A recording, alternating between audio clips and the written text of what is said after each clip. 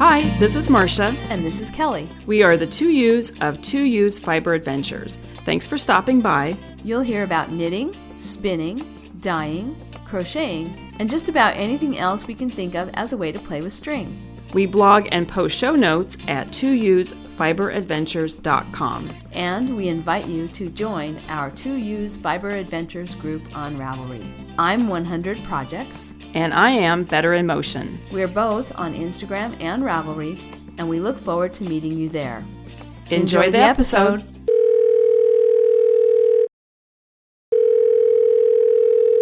Good morning, Kelly. Good morning, Marsha. Here we are. It's been only 2 weeks. We did it. We have nothing to say after that last episode. Seriously. We're all talked out. Well, you got a lot of good feedback from people about different things. Your rag rug, and I can't remember what else, but yeah, there were a lot of people who listened to the show on a long trip and weren't daunted by the length. Yes, I will. I will tell you. Well, just before we get into everything we want to talk about, I'll just some of the feedback. So about the whether to buy a bobbin winder, and everybody had different ideas about like, don't buy a bobbin winder. There's a way you can, Kelly, like you use the your handheld mixer. I use the drill, and then other people were talking about getting a spindle and attaching it to my e-spinner, or you could probably. Well, they're talking about attaching it to an e-spinner. Anyway, so those are the different ideas to wind your bobbin that way. So make the bottom line is, which I pretty much had decided in the episode, but the bottom line is I'm not buying a hand crank bobbin winder. But there's a lot of feedback about that. And then an electric one would be a nice nice little luxury. You know, a little treat for yourself if you decided you wanted something like that. Yeah. Yes. Heidi said that was her birthday gift one year I believe to herself, was an electric bobbin winder. Yeah. And someday, but I think I made a comment that I can't really justify it until I start weaving more, because you actually have to be a weaver to justify that purchase. Yes. And Hetty's a weaver. I mean, she weaves a lot. So, I mean, she gets to have that. I can't justify it. But, I've been doing that with myself for new tennis shoes. Like, seriously, Kelly, how many miles have you walked in the last few weeks? Do you deserve new tennis shoes? I'm mean to myself. Yes. Well, and then the other information I got was from Straight Fork about rugs, and she recommended a book, and I have it right here. Well, let's see, I put it in the show notes here. It's called The Rag Rug Handbook by Janet Meany and Paula Pfaff, Pfaff, from Inner Weave Press from 1996, and I ordered it. As soon as I saw her post, I ordered the book and it arrived, and I've been reading through it, and it's a great book for a beginner like me. It answers a lot of questions. Oh, so good. I'm gonna. It's great. I highly recommend that book. I don't know if it's out of print or not. I don't remember if I got this off of eBay or Amazon. I can't remember. But anyway, I have to say, thinking about books, I'm just going to I have to put a fence up. And because do you remember the first summer of the pandemic, I rebuilt the deck. And the original deck had a fence on the north side that just screened from the neighbors. And when we put the new fence in, the new deck in, we never finished the fence. And it's now, I just thought to myself the other day, it's time. I need to put a new fence. I need to finish the project so I'm going to hire somebody to do it. I've been in contact with a contractor, but because even though I live in a Tudor style house, excuse me, the deck is it was put in the 60s. But my new deck, I want, or the new deck that I designed has sort of that same late 60s, early 70s vibe. And so I want a fence that sort of captures that too. Yeah. And because it's a standalone from the house in a way, aesthetically. So I decided to, I remember my parents had originally designed the deck with a sunset book. And people who don't live on the West Coast of the United States or internationally probably don't remember Sunset magazine. It was, I don't even know if they still publish it or not, but it was a fantastic magazine all about the West Coast. So Washington, Oregon, and California always had recipes, always had project ideas. It was a great magazine. Anyway, they always published a bunch of books. So I went online and I ordered How to Build Fences and Gates, published in 1960. We had that book. But I have... Yes. Robert used it when he built the gate at the house on Filbert.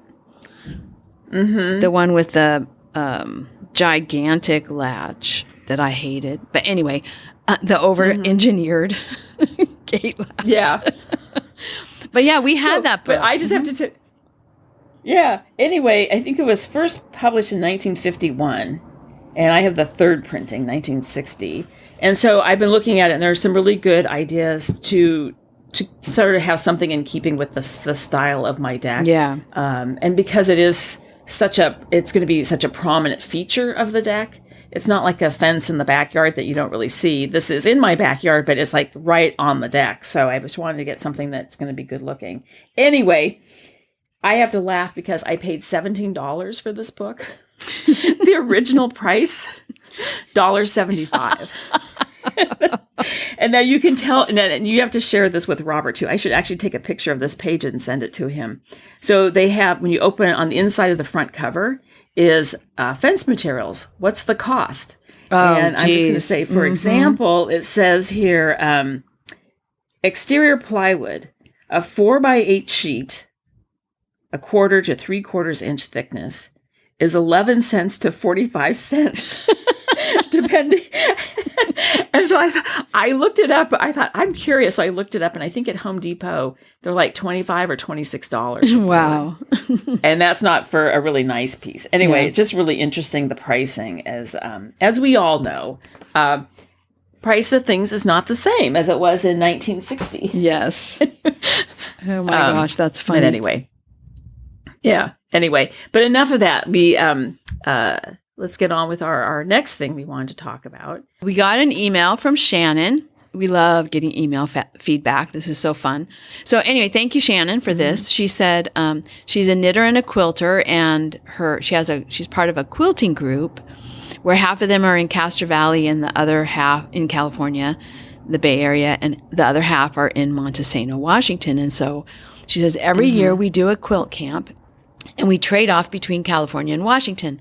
Last year was in Washington, and we did a tour of Olympic Fibers in Cosmopolis. We were talking about that. I think in the last episode it came up for some reason.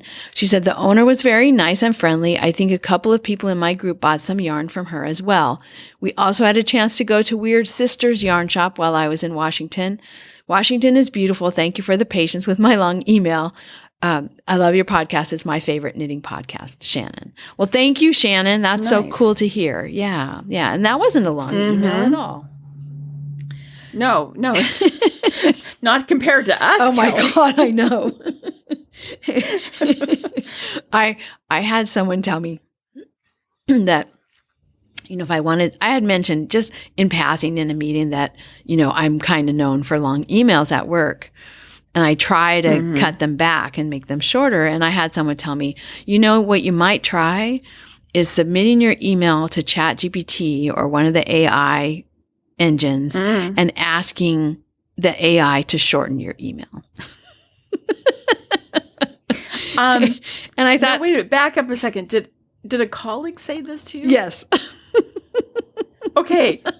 Is that rude? Or well, I had brought it up first. Is that helpful or rude? I don't know. A little bit of both. I had brought it up. Okay. I had brought it up in the first place. So, I'm the one who brought up the subject. And I kind of brought it up in a, kind of self-deprecating manner, how I know I'm known for long emails. But at the same time, I thought it was a little bit of both.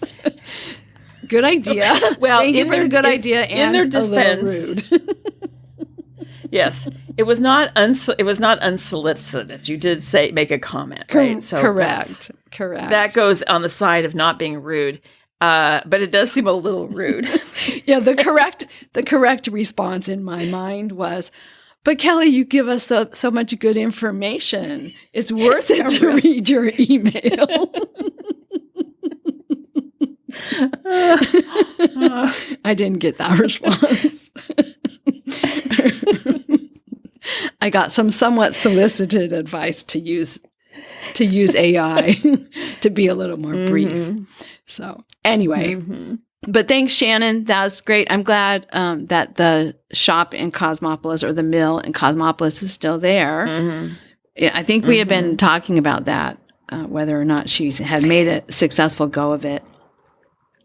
So we'll have to figure out a way to get a little more firsthand information about that, and do a little more. I might have to go visit.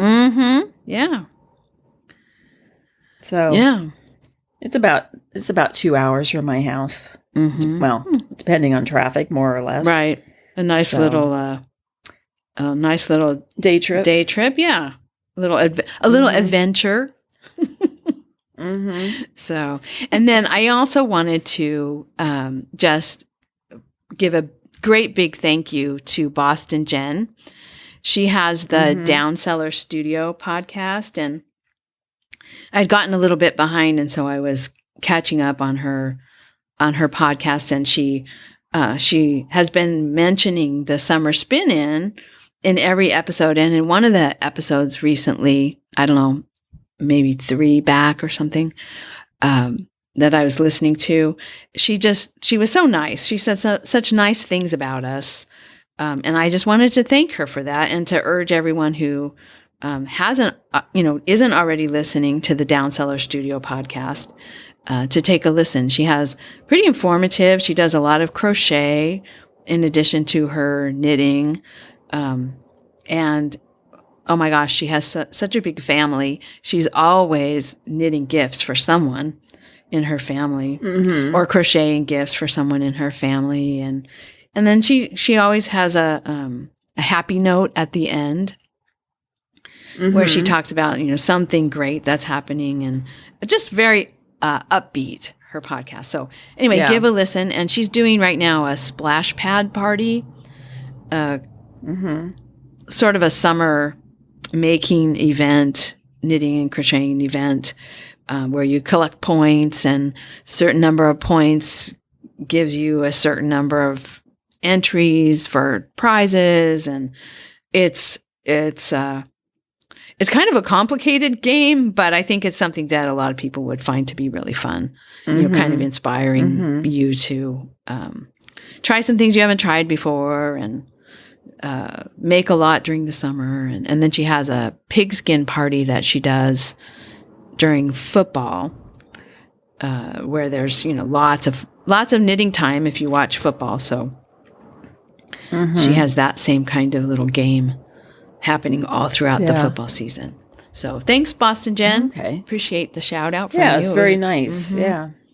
And I don't think I said thank you to Kathy of Straight Fork for the book recommendation. So I talked about it, but I don't think I said thank you. So I better say thank you, because it's a great resource. Yeah. Yeah. She just finished a whole big batch of denim rugs she worked on them during the winter weave along, and then I think was just hemming them up in the last month or so. And I mean, it was an impressive mileage. It looked like when she had them laid out, the picture, like, oh my gosh, it's like a mile-long trail of denim. I'm actually looking at the picture right now on her Ravelry page, and 30 feet. Wow. Yeah. That's a lot. That's a lot of jeans. Yeah. Oh, I know what I wanted to say about this book, too, is thinking about that's a lot of jeans, There's a great quote. Here it is. Page 5. My children all say I never buy anything without first deciding if it will look nice in a rug after it's worn out. Oh, that's good. That's a dedicated rug weaver. Very nice. Funny. Okay. All right. Well, is that it? Should we talk about projects? Yeah. Okay. Do you want to go first or? Sure. I'll go first. Okay. So I finished 4 of those Izzy bears and took them off to the table at school. And you know, while I'm working, I often go past that building, and if I'm headed past it, I'll pop inside to see if my stuff is gone or not. And I haven't been back since I dropped them off, so I have no idea. They might still be there, or maybe they're gone. Probably they're gone, but anyway, 4 of them are there. I haven't worked on the others at all, but putting on those faces was kind of fun. Oh, yes, I'm looking at them now. Very cute. Yeah. And they kind of have different personalities too, right? That's the fun thing. That's the thing that I liked about the mother bears is a couple of different things would contribute to their personality. One would be the shape, because depending on the yarn I used, they might be skinny, they might be plumper, they might be really squishy and soft, or they might be stiff if I used like an old handspun, kind of a ropey, one of my older ropey handspuns. And so that would do it. And then once you put their face on, then you really had a personality. And I didn't ever plan for it. I just put the face on and then would see what would happen. And it was always kind of a surprise, like, oh, okay, there you are. Yeah. You know, they're very cute. So anyway, that's just hanging around as, something to do when I'm not doing anything else. And I think it probably won't get as much attention once I talk about a couple of new projects that I have going on. So I talked last time about the tablet weaving, and I did finish the paws. So I have 2 strips, about 12 inches long, of dog paws. Every paw has something wrong with it, I think. And at the end, I'm sorry. I'm sorry. I shouldn't. I'm not laughing at you. I'm just laughing because 14 paws, and every one of them has something. Well, just the description of what you're doing, I'm amazed. There's only one flaw in each paw. Well, it's so complicated. To me, in the way you're describing it, it sounds like it's super complicated to keep track of what you're doing. But anyway, continue. I'm sorry. That's okay. I have come up with some strategies for keeping track. One of the strategies for keeping track that the designer gave was to mark your cards, like mark a line on the cards between the A and the B, on both the front and the back, so that you could tell that everything was lined up properly. And what I didn't recognize at first, that I do recognize now, is that every time you turn it twice, the cards are back all lined up together. It took me a long time to figure that out, to realize that, okay, that's how I could remind myself that I haven't gone twice. Oh, okay. If they're not all back together, because I was forgetting to go twice. That was part of it. So that helped. And then Heidi suggested marking the ends of the cards in addition to instead of, or maybe I would do it in addition because they're already marked on the face of the card, front and back faces of the cards. But you're sitting facing the edges of the cards the way I sit to do it. You sit facing the edges, facing the card's edge on. And so marking the edge would be more helpful because it would be more clear if something was out of alignment. Whereas if it's in the middle of the pack of cards and your marker is on the card, you kind of have to flip through and look to make sure they're all in alignment. Right. So that was a great idea. So I'm going to do that. And then I also got better at remembering to pass my shuttle through, which I'm not sure what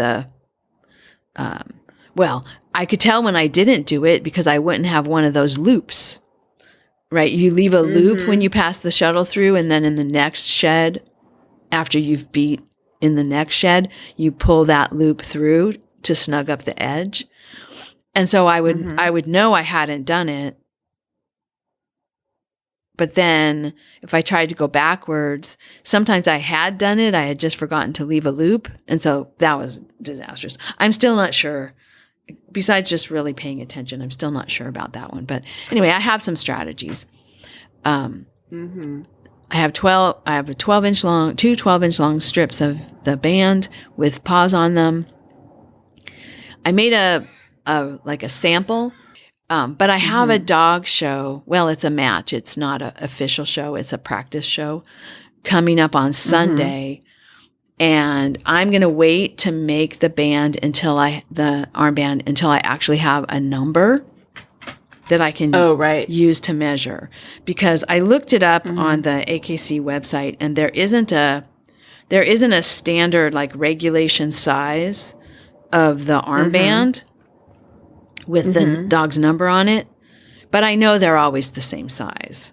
So even though they don't list, the size of the armband must be XYZ, there is a size that they are. And so I'm going to wait until I have an armband from Sunday to make sure that I get the measurements correct so that the armband will fit in. But I just used the plastic from one of those containers that holds sheets.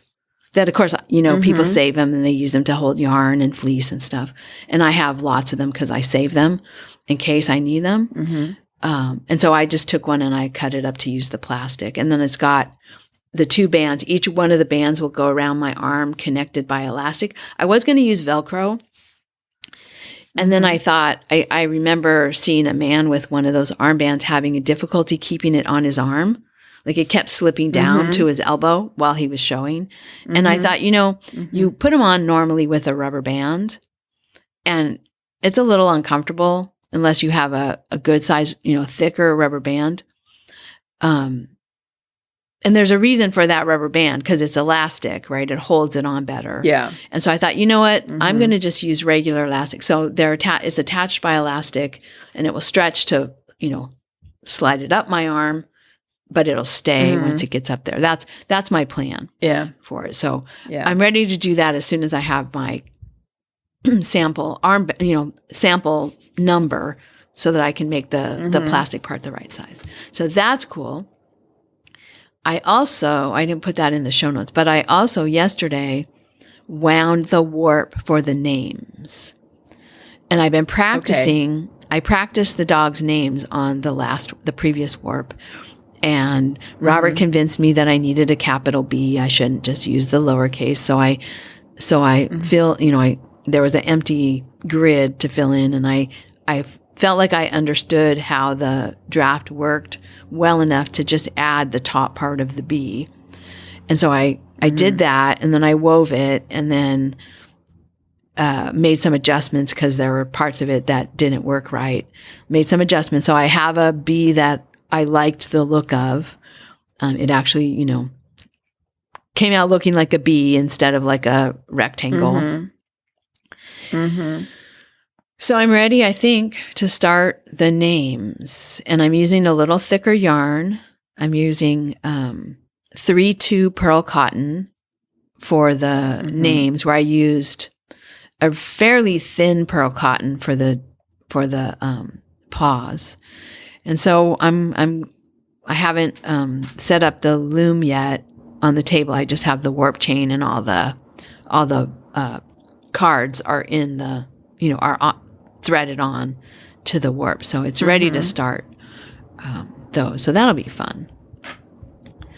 I finished one of my socks that I was working on in that fireweed colorway that you brought me home from Alaska. That yarn is so pretty. It's this combination. The combination is a super bright, not like highlighter pink, more like magenta pink, but really, really strong color. and then a kind of a muddy green. It's kind of a khaki color, maybe, or not. No, it's more like army greens, kind of, sort of muddy. Yeah, but it's really pretty together. I mean, it really is a nice color combination, and I'm getting a nice little striping going on as I knit the sock. I'm doing a little bit of a pattern stitch. I'm not doing total vanilla, but basically it's like every 4 rows, I do knit 4, purl 4 as a row, and then 4 more rows, and then I alternate and go purl 4, knit 4. So there's just a little bit of purl bumps in it to give it a little interest. So that's just kind of, hanging out in the bag, going with me on trips. Yeah. Because I bought a skein of it for myself too. Oh, nice. And I'm looking at it in the stash. And I also bought with it, they had, it's mohair or something, that like a lace weight that you can add, you can hold it with it. And I bought that with the idea of making a hat, but, yeah, I don't know. Yeah, it's anyway, nice. I have it. It's nice. It's nice colors. Who's the, Changing Tides One of a Kind, I guess is who it is. Is that who it is? Yeah, I think so. I had the ball band at one point. So I think I put the information in Ravelry about it. The last knitting thing I have to talk about is that I have started swatching. So right now I'm swatching. Okay. Yeah. I'm swatching a yarn that I made out of Eugene Textiles fiber. It's their merino silk, and it has a super high silk content. It's like 70% merino, 30% silk. It's a beautiful braid of fiber. And I keep looking on their website, but apparently they only sell those braids at shows. Oh, okay. And the last time, when I was spinning this, and we were at Black Sheep Gathering, I want to say 2022, maybe. I went back the last day because I thought, you know what? I am going to get another one of these braids. These are really nice. And they were all sold out.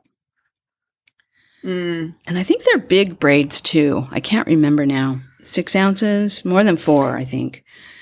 I think they're 8 ounces because when I went to Yakima that weekend at Eugene Textile Center, I bought at their booth, I bought a braid, that hot pink one, and it's 8 ounces. Okay, yeah, maybe. So I'm pretty sure an 8 ounce braid. They're 8 ounces, yeah. So I spun it with 8 ounce. I spun that Eugene Textiles braid with 8 ounces of a hazelnuts braid that was also merino silk. I think it was maybe more like 75-25, but they're both really nice. And then I had a little bit of extra of the Eugene Textiles that I just plied back on itself. So that's what I'm swatching with right now, is just the one that's 2 plies of the Eugene Textiles variegated. And I'm swatching for the sweater called the Lace and Fade Boxy by Joji Locatelli. Okay. And Marsha and I were talking about this last night because I had been, catching up on podcasts, and I don't watch a lot of video podcasts, but one of the ones that I like is the Knit Girls. So that, while I'm spinning that CVM that I'm spinning, I'm going to watch the Knit Girls. So I put them on. And anyway, Leslie was I was watching some of the older episodes, and Leslie was making the Lace and Fade Boxy. And that got me thinking about a boxy sweater that I've been thinking I wanted to make. When Marsha made her Happiness, I thought of that. And I had already gotten out and tried to figure out what I wanted to do with this variegated yarn. It wasn't enough yardage for a full sweater, or it was going to be tight, yardage for a full sweater. And also, because it's so soft, I know it will pill. So I was, thinking about that and thinking about, do I really want to do a sweater? Maybe I want to do a shawl. What color am I going to put with it? And I had found a dark purple sock yarn that I had in my stash, but it was just I don't know, just a regular, wool nylon blend. Mm-hmm. Mm-hmm. So not nearly as soft as this merino silk, but the color looked nice. Mm-hmm. And so I was, trying to figure out how to stretch this amount of yarn to make it into a sweater. And then I saw this lace and fade boxy on the podcast, and I was like, that's what I want to do. I can use the variegated. I can use the variegated for the solid part. Instead of fading with multiple colors, I'll just use the variegated, and then I just need a solid for the lace. Mm-hmm. And so that purple was still there. And also I thought with the boxy sweater, there won't be as much pilling, right? Because it doesn't touch you anywhere. Yeah. With a snugger fitting sweater, there's more abrasion. At least it seems like it to me. So it seems like this will be more shawl-like, right? It won't have as much wear on it. So then I started looking for a contrast color, and at first I was thinking, I'll use that purple, the dark purple, for the lace, but I still wasn't quite convinced. And then I was digging around, and I found a skein that I brought home from NoCKRs this year. It's Sincere Sheep, and it's a linen silk blend, and it's in this lavender color, and it's a lace weight. And I thought, okay, and it's a huge amount of yardage, because that was the other thing. It's like, I have enough yardage of this other one. So since it's lace weight, huge amount of yardage. And I sent Marsha a picture. She's like, oh, that's beautiful together. So I was like, okay, good. Finally, a decision has been made about a sweater. Mm-hmm. I've been having such a hard time. So I'm swatching, but it's not the kind It's really pretty. Thank you. It's not the kind of swatching where if I don't get gauge, I won't be able to make the sweater, because it's not fitting. I'll just have to figure out from the gauge what to do. And if I don't go for as much ease, one of the things that Leslie was talking about in the podcast was making sure that the armhole depth was right. Mm-hmm. Like make the armhole depth for the size you really want, or whatever armhole depth you need, but knit the number of stitches around and around that is the circumference you want for the amount of ease that you want. And I mean, it has a huge amount, like 20 inches of ease or something in the pattern. It's a large amount of ease. More than that, because I was looking at it says here, if your bust circumference is 40 inches, choose size 4, and size 4 is 66 inches. Okay. So that's 26, 26 inches of ease. Yeah. And the ease changes. I think the ease changes too as you go up. So for my size, let's see, 34. Yeah. You'd make 62.5 inches. That's almost 30 inches of ease. I don't think I need 30 inches of ease. So I'm not going to do that. I think I'll do I have to wait and see what size I do based on what my gauge is. But I don't think I would do more than the 59 inches circumference for the smallest size would give me plenty of ease. I think so. So that's, I think, the amount of ease that I want. I don't know. I'm curious about your happiness sweater. How much ease? I don't remember. I know it's a lot of ease. I don't remember how much ease is in that sweater. Well, let's go look here. Well, first of all, I'm just going to say, okay, so if your bust is 30, that's the smallest size. 59 inches. Yeah. So that's what? Almost, there's 29 inches of ease. Right. That's Then if we go all the way up to, if your bust is, I'm going to go to the biggest size.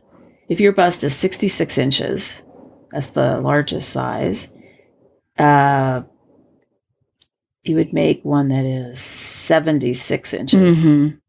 Yeah, and that's So what is right. that? That's 10 inches. Yeah. And I think that's right. As the size, Leslie was talking about, as the sizes get bigger, the amount of proportionally, you don't need as much ease. To a certain extent, I'm just going to let the designer do her thing. So I'm not going to be too like, oh no, I don't want 30 inches. I only want 10 inches. I'm not going to do that. So I don't know exactly which of the sizes I'm going to do, but I think in terms of body circumference, I don't think I'll go above a 59 inch. My number of stitches will be calculated to be about a 59 inch. I looked up Happiness, the one that I made, and there's only one size. Oh, okay. And so it's 60 inches. Okay. So that's it. So, and I do remember, because you remember I saw this and the big giant yarn ball at Stitches. And she was saying, when it looks this size, even at 60 inches, I guess it looks good on everybody. Yeah. I will say, when you have this big a sweater, and I noticed with mine, the sleeves are quite narrow. Yes. And I think, let me go back and look here, because now I've got all these. And I think that's part of what makes it look like it fits, right? It's drop shoulder, but the sleeves are narrow. Yeah. And also, now let me look at this.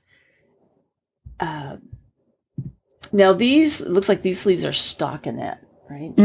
Yeah. Put my glass. Yes, they are. And on Happiness, not only was the yarn, or I'm sorry, the sleeve at the top, the drop shoulder part, narrow, but then you, when you picked up the stitches, you didn't do any stockinette. You just immediately did ribbing. So you also have that sort of stretchy ribbing that's sort of holding the making it even narrower, so to speak. Yeah. Yeah. So the sleeves have negative ease, but the body of the sweater has positive ease. Yeah. Yeah. And that makes sense. But not uncomfortable because it's ribbing, So I'm excited. I'm very excited. I'm going to start. I'm swatching from the one that is more green because it's 100% the green and blue and brown. It's 100% the merino or the Eugene Textile Center braid. And then the next one, the hazelnuts braid, had more purples in it. And so the next skein has more purples in it, but it does have a long stretch of green. So I think I know I'm going to, after I've swatched, I'm going to rip out my swatch and I'm going to start, because it's a sort of a soft mossy green, and I want that up at the top. And so I'm going to use the mostly green and blue and brown at the top, because that's the smallest amount of yarn I have.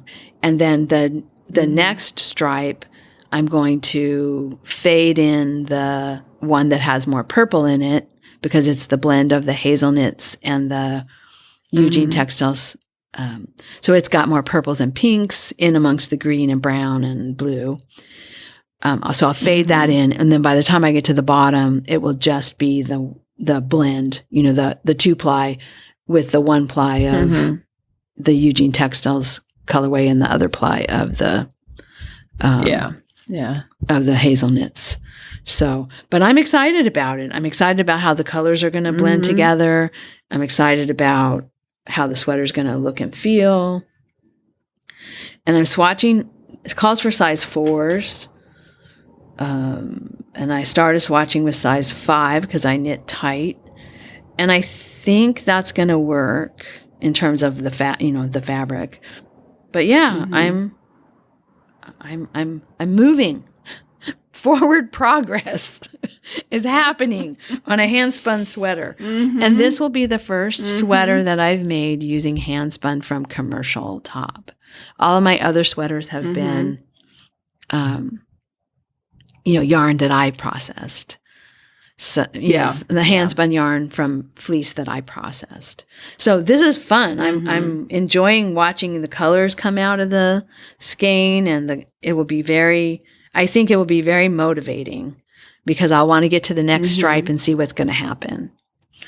So anyway, that's a lot of discussion about my handspun sweater that I'm going to knit. But anyway, it was fun. It was fun to like sit there in the sunroom spinning, looking at that basket of fiber and seeing the one and thinking, oh, I should probably use that. I've had that in the stash for a while. Just kind of thinking as I'm spinning, oh, maybe those will go together. Maybe that will go together. What could I do? And then all of a sudden, like all those thoughts. You know what I think? I think because I was sitting and spinning. And some of my spinning was not with listening to stuff. It was just listening to my own brain. It was like I finally had time to hear myself. So anyway. Oh, my greatest thinking takes place while I'm spinning. Yeah. Weeding or doing sort of, I say mindless because it's not really 100% mindless, but it does free your brain to think things. Well, and I have to be looking at my stash. It helps. I guess I should say this. It helps if I'm looking at my stash and I had taken stuff out, digging around in there to find something. I had, kind of rearranged.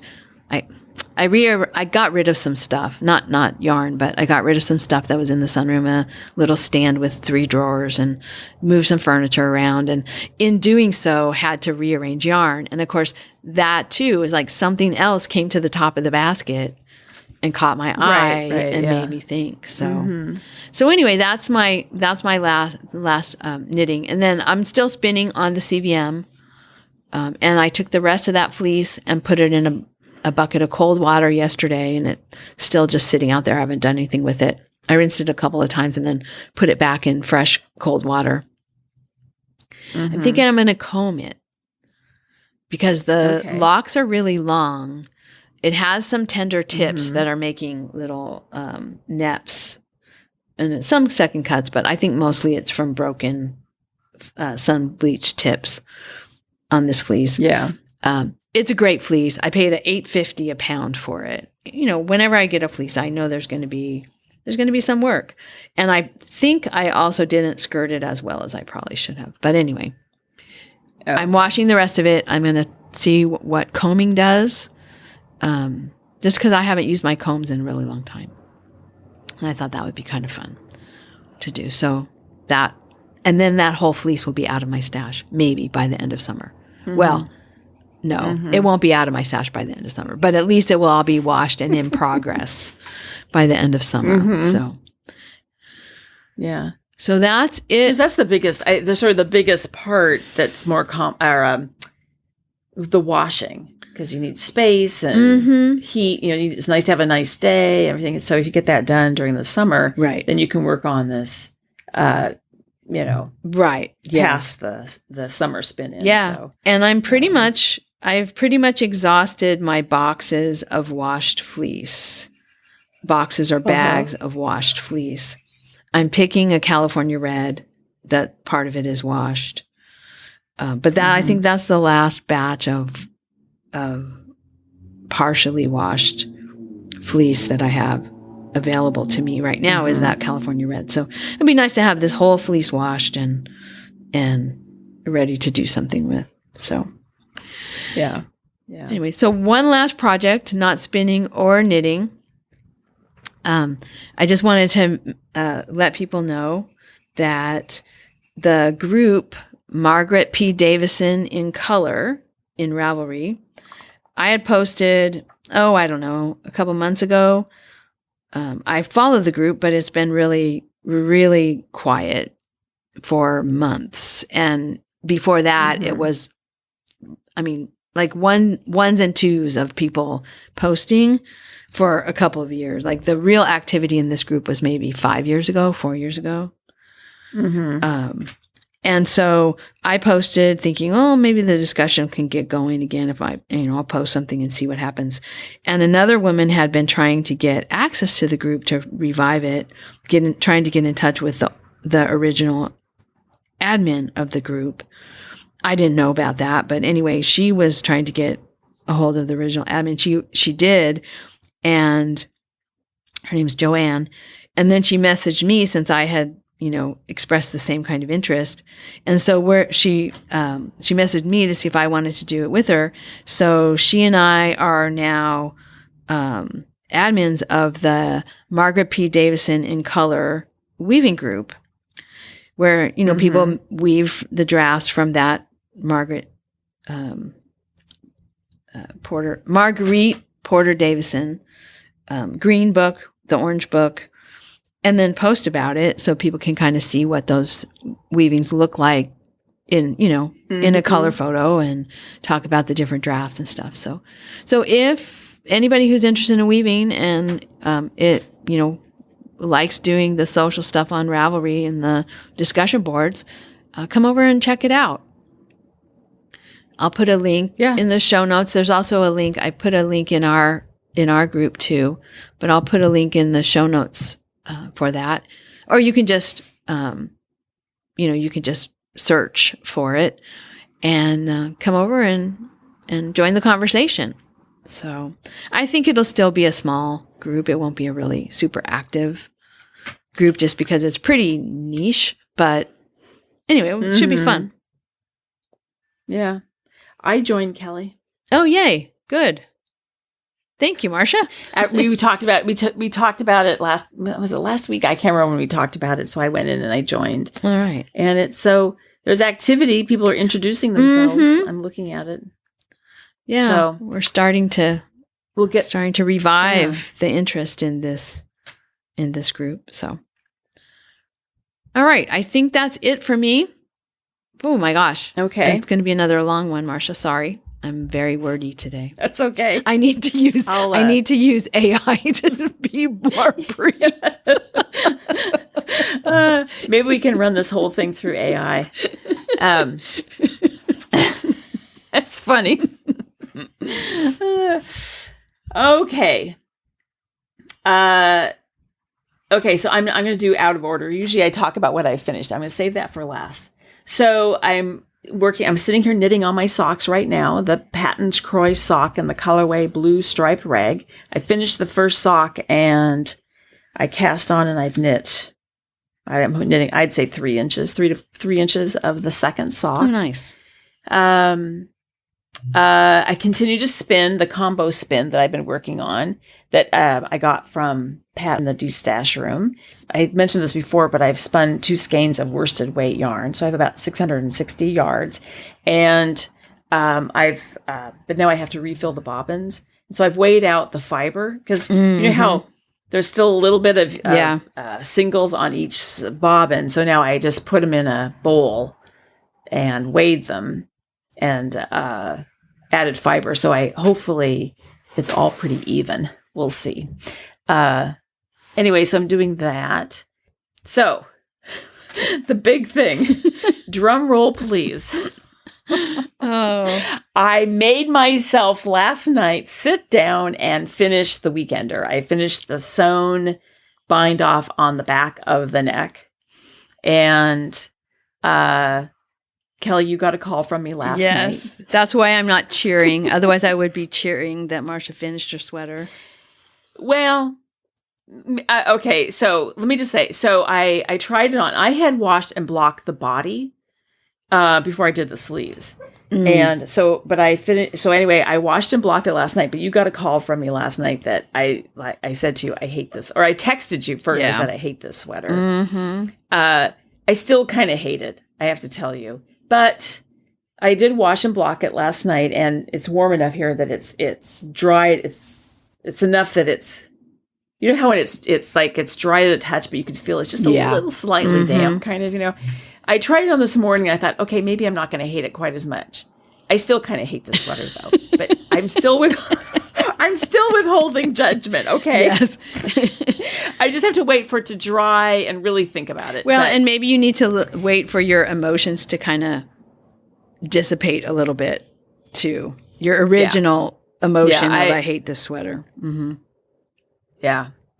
So I'll tell you what I don't like about it.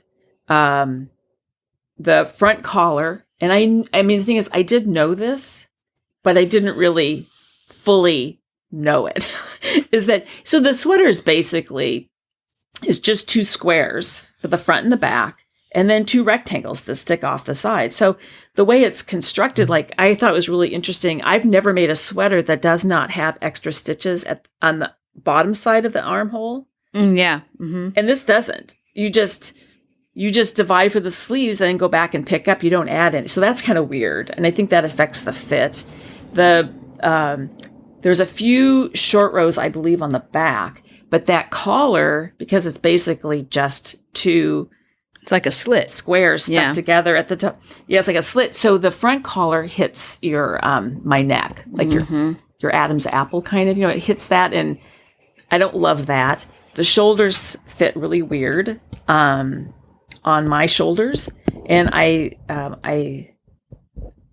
then I also the ribbing at the bottom of the sweater, they have you put what do you call those, like slits, or that's not what you like call a it, vented at the bottom of the sweater. I don't know, is it called a vented hem or a split hem? Split hem. I think it's split hem. So the front is only about I think it's like 1 inch, and then the back is 1.5 inches. So it's not very much. It looks a little awkward, I think, and then it's also not really enough fabric. Anyway, it pulls in, and so that those vents are really, they look like they're too springy. It should be, I think it should be longer. I don't think it should have the vents, or I think if you're going to do it, it should be a broken rib, so it doesn't suck in so much. Right. So it doesn't look like your sweater doesn't fit at the bottom. Yeah. And one of the things we talked about last night too is that the original sweater, didn't you say she's using Brooklyn tweed? I don't remember which one it is, but it's a woolen spun. Yeah. So it means it's a much lighter, airier yarn than the Cascade 220. But I thought I'd be okay because I looked it up. I counted it up. 438 people or projects are with Cascade 220. Yeah. So I thought I'd be okay. But it's very, I don't know if it's the fact that maybe I should have used a woolen spun. I don't know. Used the Brooklyn tweed, but anyway. And I would say overall, and I understand for what everybody is saying is that it's supposed to be a sweatshirt. Mm-hmm. Like it's supposed to be like a really comfy sweater. It's not a sophisticated, elegant sweater that you're going to wear to the opera. It's what you throw on to walk the dog or milk the cows. Not that we do that in Seattle, but I don't know. Go to your kid's soccer game. You have some livestock I haven't heard about, Marsha. Anyway, but it does feel, and I don't mean any disrespect for Andrea Mowry, because this is the first pattern I've ever made, but it's not a very technically sophisticated sweater. There's a lot of things like, I don't understand why there isn't extra stitches under the arm. It's just a little rounding of the neckline. Yeah. So because your neck is 2-dimensional and the neckline is really 1-dimensional. Yeah, it's like the sweater was designed to fit a hanger. Yes. Not somebody that has breasts. Right. Our backs are not perfectly straight like a hanger, or like a paper doll. Right. And I think that's why, but I think the reason why you can get away with not having designing it with these short rows and extra stitches under the arms is because you're making it so massively big. Mm-hmm. Right. Because this is, again, we're talking about boxy sweaters. Oh. Right. It doesn't need as much shaping. Yeah. Yeah. So I started to look up. I don't remember now how much ease this sweater has. But again, it's another one that's really boxy. Yeah. So you have, I don't know. Let me look at the pattern here. I should have looked this up. Well, I think I think that's 10 inches of ease. And in a worsted weight, like the sweater I'm doing is like a fingering or sport, right? And in a worsted weight, 10 inches of ease, especially a heavier weight worsted weight, not a thicker necessarily, but a heavier weight worsted weight. I can see where some of those design elements that are designed, I mean, intentionally to make it simple are just not going to work on a 3-dimensional body unless you get the exact right combination of yarn, ease, gauge, and then also body type, right?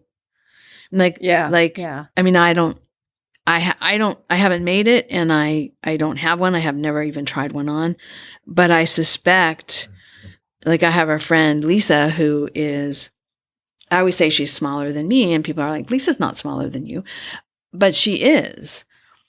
She's taller than I am, but she's like, she's more 2-dimensional than I am, right? Like front to back, her dimension front to back is very small.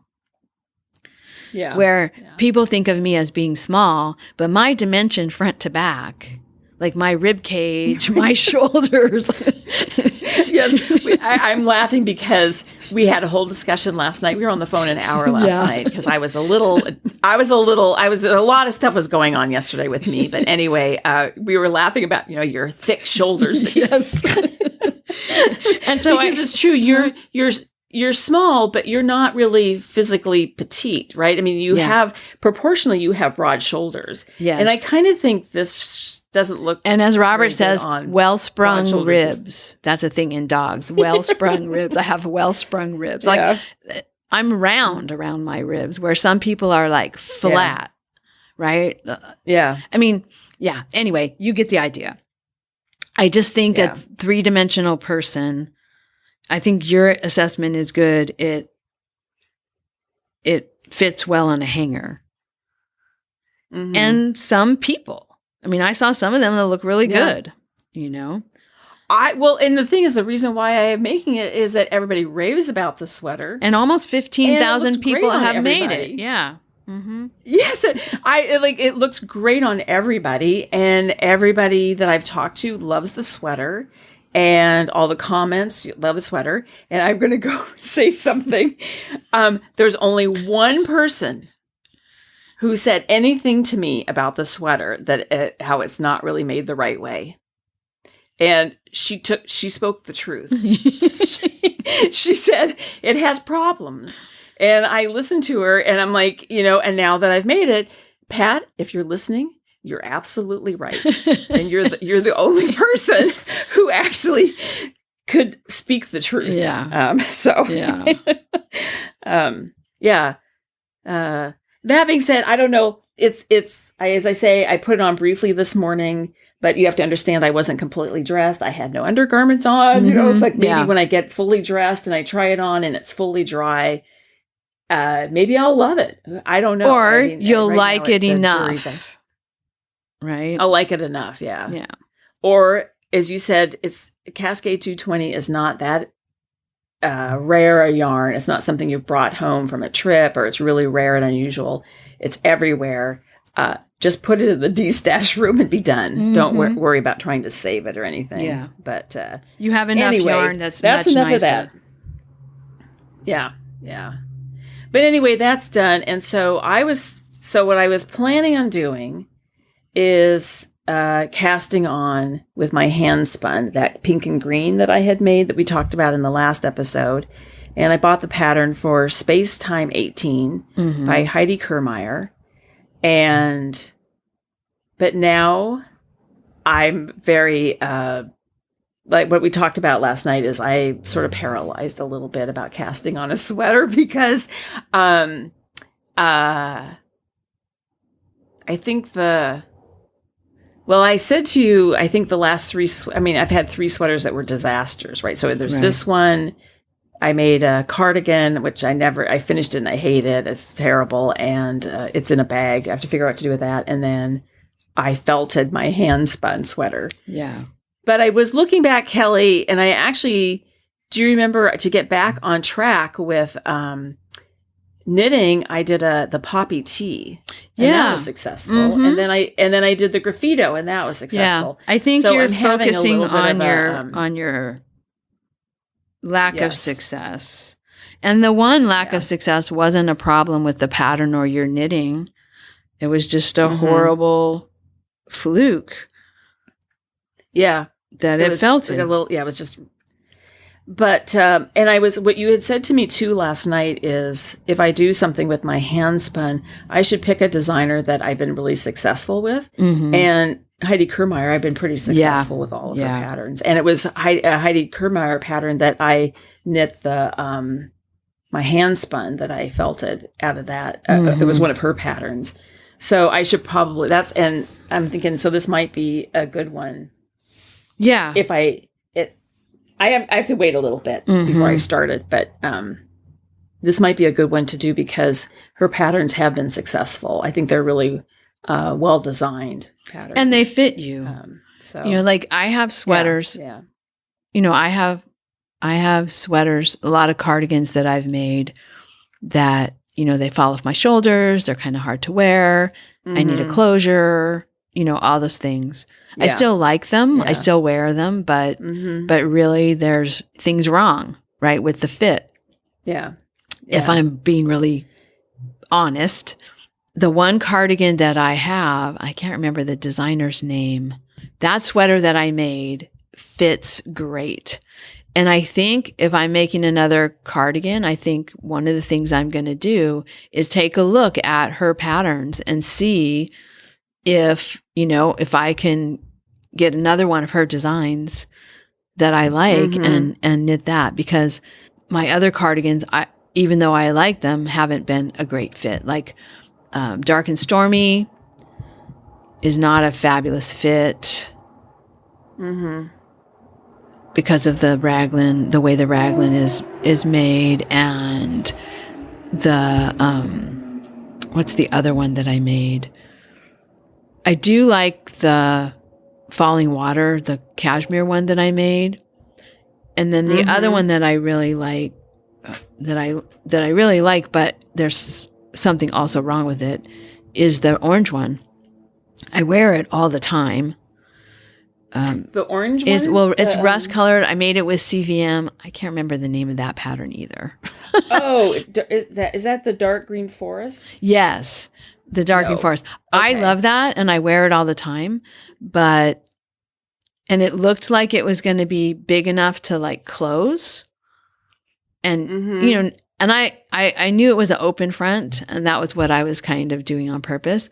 But because it's ribbing, again, it sucks in, right? When it was first blocked, it was great. It was wide enough in the front that I felt like it was a regular size sweater, not one of those open front ones. But the more you wear it, the more moisture it absorbs as I walk back and forth in misty mornings or just in our regular humidity, the more that ribbing turns back to being ribbing, right? And sucks in. Yeah. And so... I would say, I think, I'm going to interrupt to say, I think the cardigan that you made, is it Koru cardigan by Francois Denoy? Is that the one? Okay. That's it.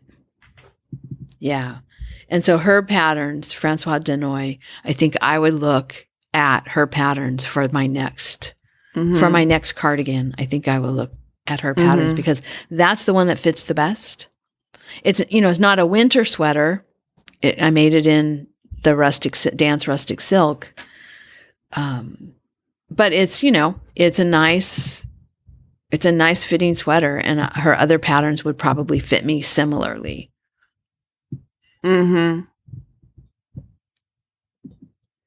So, well, yeah, I'm just trying to think of the sweaters I really love. Snowflower. I made. I think that's Heidi Kirrmaier. Yes, it is. Yes. Mountain High, I love. That's Heidi Kirrmaier. I'm pretty sure. I'm going through my projects now. I don't know. Oh, and did she do fine sand? Let me see. Yes, fine sand. It's like that's Heidi Kirrmaier. Yeah. So, Her designs fit your body. Yes. However, this fine sand that I absolutely love, I wear it all the time, is the yarn is Fibra Natura Unity, which I think is a wool, cotton, and linen. Flax, rayon, blah, blah, blah.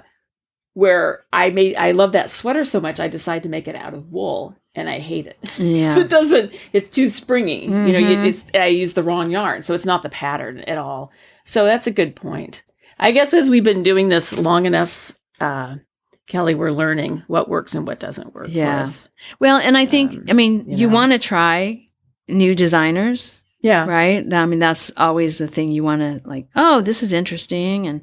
But there's always the question of whether that particular design will fit your body. And I know a lot of people, I don't do this. I'm not a proficient enough knitter to do this. I don't remember construction of things. I knit it, and then once it's knit, it's like, okay, yeah, I knit that. I don't remember how. I just follow the pattern, right?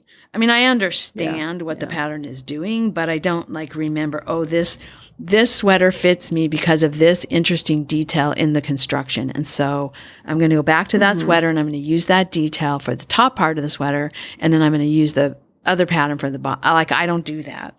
And I think a lot of people who have really a nice, sweater collection of sweaters that all fit them really well, they find those design details that somebody has designed in a sweater that they like, and then they continue to use those design details, and then use those fit details, but they use the other parts of somebody's sweater, like maybe it has a V-neck, or maybe it has interesting stripes or lace or whatever. And I don't knit well enough to do that, and I don't know enough of the technical details to do that.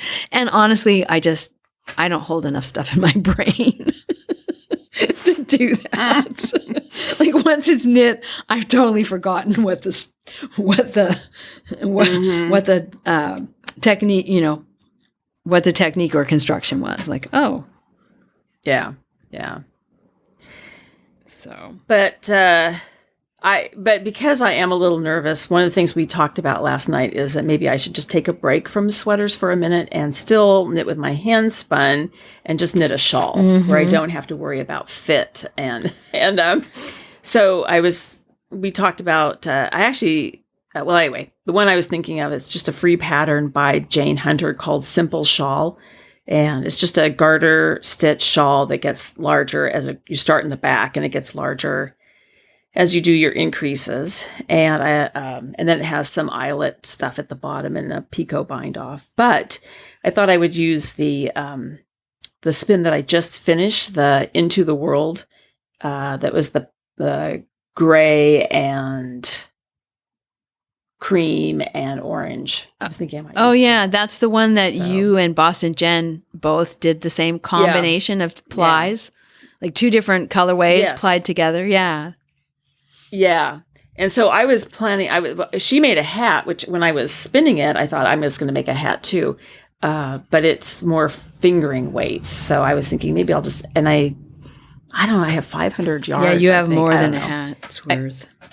So I think maybe I'll do a shawl. That'd be nice.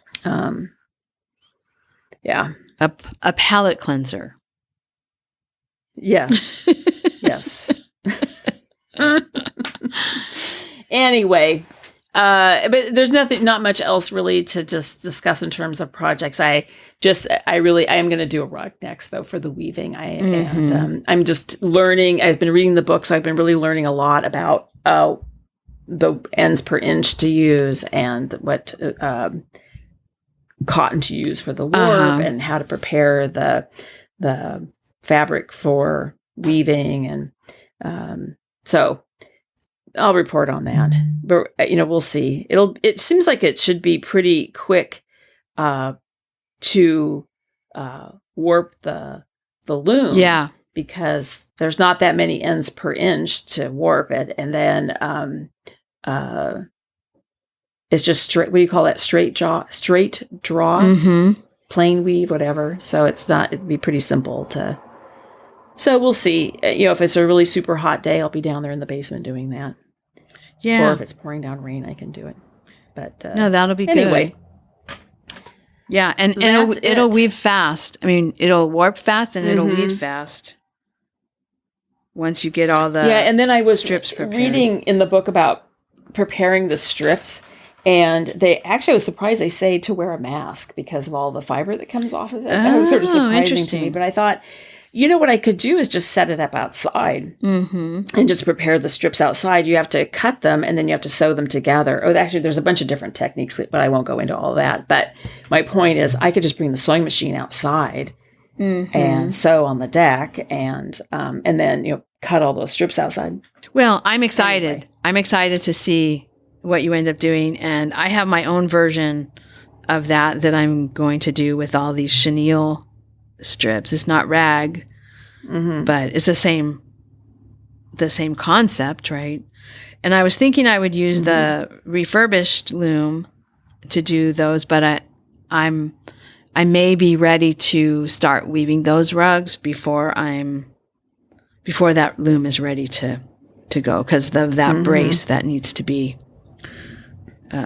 created. Yeah. So, and I probably don't need more than 30 some inches in width. I was thinking like if I made it 32 inches wide, I can do that on my 36 inch loom. And then I was looking at, well, what does a 40 inch wide rug look like?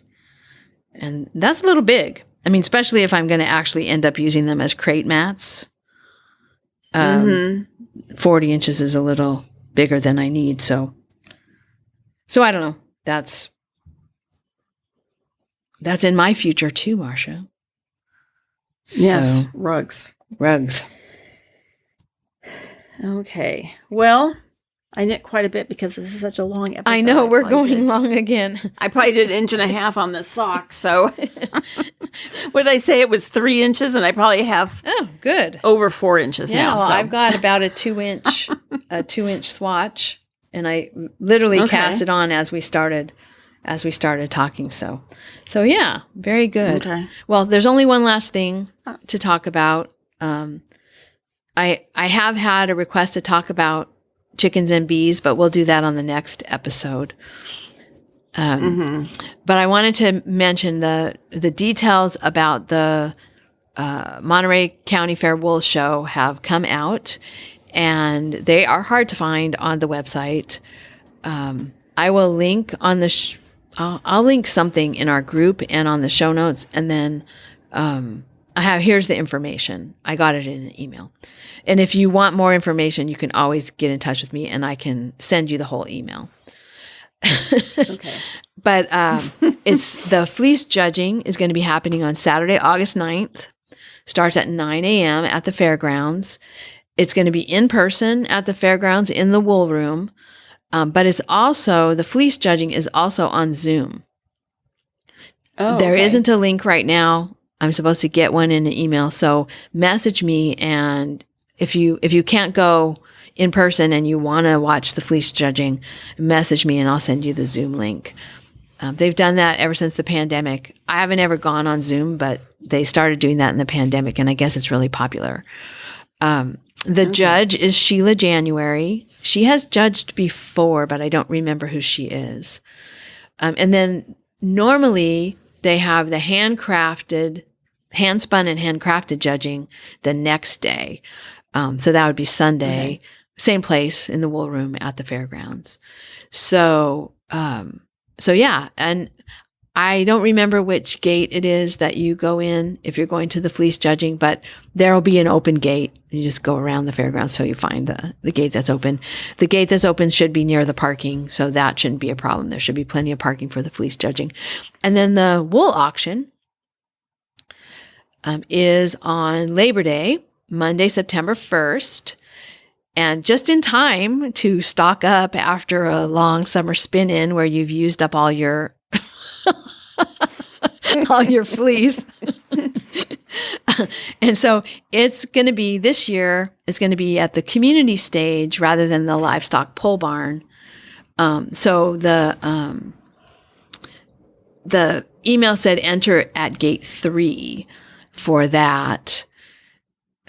So the auction starts at about 11:30, they say. But what they don't say in the email is that there's an open viewing time prior to that. And I think last year, I arrived around 9:00 in the morning because I wanted to make sure I got parking. I could have arrived later than I did and still had parking, but it is during the fair. The fair is not open at the time that the wool auction starts. So, so there is parking available, but I was worried that there wouldn't be enough parking. And so I got there early. I don't think I needed to quite get there that early. They were still bringing the fleeces out of the room. But anyway, it's going to be at the community stage. And so gate 3 is the gate to go in. And I would say get there at least by 10:30, 10 or 10:30, so that you have time. You want to look at them all. You need to run back and forth between the table where the fleece is and the board where it shows the washed fiber. And, they have coffee and bring snacks. bring a notebook so you can make some notes about what you see. Yeah. Right. Or at least bring a pen or pencil because they have the auction. Oh, okay. It's basically pages stapled together, right? And you can make your notes. Oh, that's on that. right. I do remember. You can make notes on that. But you want to know, like, oh, I love this one, or whatever, So, and so anyway, the information. That's the information. Super hard to find on the website. I'm glad I got the email because I went to the website today, and even the place where it is supposed to carve off the PDF, only the section, because there's a big PDF about entries, and that's where all the information is for people who want to enter stuff. There's no actual page for just the auction. And so you have to read the entry booklet. Well, they have carved off the wool show from the entry booklet. But when I clicked on it, it actually sent me to it gave me the wrong section. It gave me the fine arts and photography or something section instead of the wool section. So anyway, that's the information. I will put a link to the fair website that has the full booklet in the show notes in case people want to take a look at it. In case you want to enter, if you're local and you are thinking about entering the fair, entering your hand spun or your handmade items made with hand spun wool, you can do that still. So anyway, that's the information about the fair. I hope to see some people. Yeah.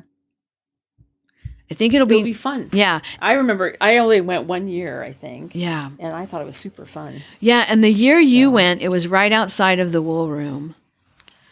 And it was a nice sunny spot, which is bad if you need to stay out of the sun. Bring your sunscreen and a hat. But when they moved it to the pole barn, that's all shade. And it's so cold. It's like, even if it's a sunny day, that shade is so cold. Yeah. And again, other people liked it. And I was like, oh my gosh, I can see the sun. It's like 20 feet away. But I'm sitting here shivering.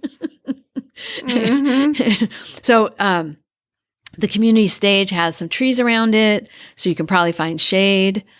But also, like a grassy area. That's sunny. So I think it'll be a good location. It's not way out by all the livestock. More people will get to see it. Like just general, fair goers will be intrigued. Kind of like the year you were there, people would stop and watch and get interested and ask questions and stuff. So, all right, that's enough of that. Yeah. Okay. And then just summer spin in. We've been talking about that. That's underway. Still time to join in. Yeah, keep spinning. Anything counts. Spinning, fiber prep, knitting with handspun, everything. Knitting with somebody else's handspun. Whatever. And that ends September 1st. Yes. And if you're out of wool, you can come get more. And is that it? That's we've it. Exhausted this? Okay. So. We've exhausted the audience one more time. I know. Oh my gosh. Well, okay, Kelly, then I guess we will say goodbye. Yes. All right. And we'll get back to spinning. Right. All righty. Okay. Bye-bye. Bye. Thank you so much for listening. To subscribe to the podcast, visit 2usfiberadventures.com. Join us on our adventures on Ravelry and Instagram. I am Better in Motion, and Kelly is 100 Projects. Until next time, we're the 2Us doing our part for World Fleece.